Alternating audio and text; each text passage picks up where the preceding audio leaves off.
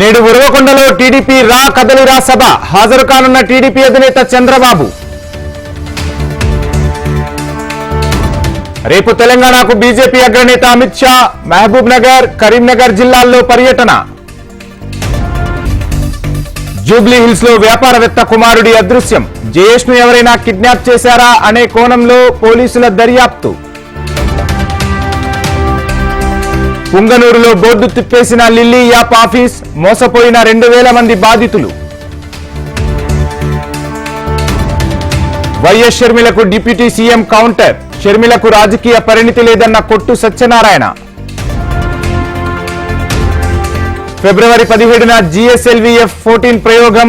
ఈ ఏడాది ఎక్కువ రాకెట్లు ప్రయోగిస్తామన్న రాజరాజన్. కంటోన్మెంట్ మాజీ ఎమ్మెల్యే మచ్చేందర్ మృతి. అనారోగ్యంతో తుది శ్వాస విడిచిన మచ్చేందర్. పార్లమెంట్ ఎన్నికల్లో బీజేపీ కాంగ్రెస్ మధ్య పోటీ. బీఆర్ఎస్ 2 స్థానాలకే పరిమితమవుతోందన్న ఉత్తమ్. బీఆర్ఎస్ పార్లమెంటరీ సమావేశంలో కేసీఆర్ కీలక వ్యాఖ్యలు. హామీలు అమలు చేయలేక ప్రభుత్వం విఫలమవుతోందన్న కేసీఆర్.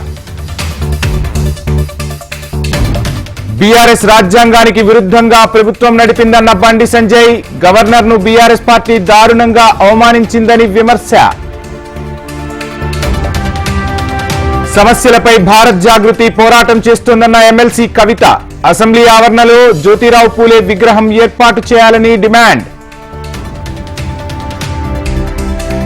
మేడారం జాతర పనులను తనిఖీ చేసిన మంత్రి సీతక్క. ఈ నెల చివరి వరకు పనులు పూర్తి కావాలని ఆదేశం. కాంగ్రెస్ సర్కార్పై మాజీ ఎమ్మెల్యే రఘునందన్ రావు ఆగ్రహం. గత ప్రభుత్వం వ్యవహరించిన విధానాన్నే ఈ సర్కార్ కొనసాగిస్తోందని విమర్శ. హరీష్ రావు కేటీఆర్ పై కాంగ్రెస్ నేత జగ్గారెడ్డి ఫైర్. కోదండరాంను ఇద్దరూ విమర్శించడం సరికాదన్న జగ్గారెడ్డి. భరతమాతకు మించిన శక్తి మరొకటి లేదు. సప్తహారతులను సమర్పించుకుంటున్నామన్న కిషన్ రెడ్డి.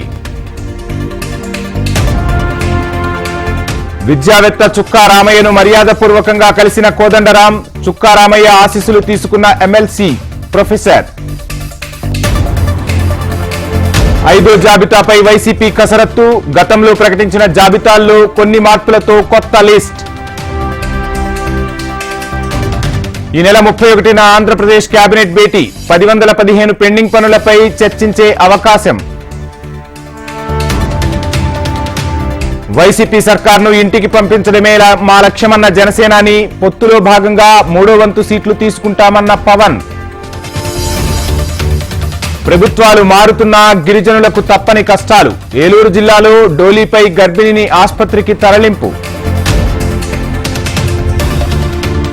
చైనాలో విరిగిపడ్డ కొండ చర్యలు. 44 మంది మృతి, పలువురికి గాయాలు.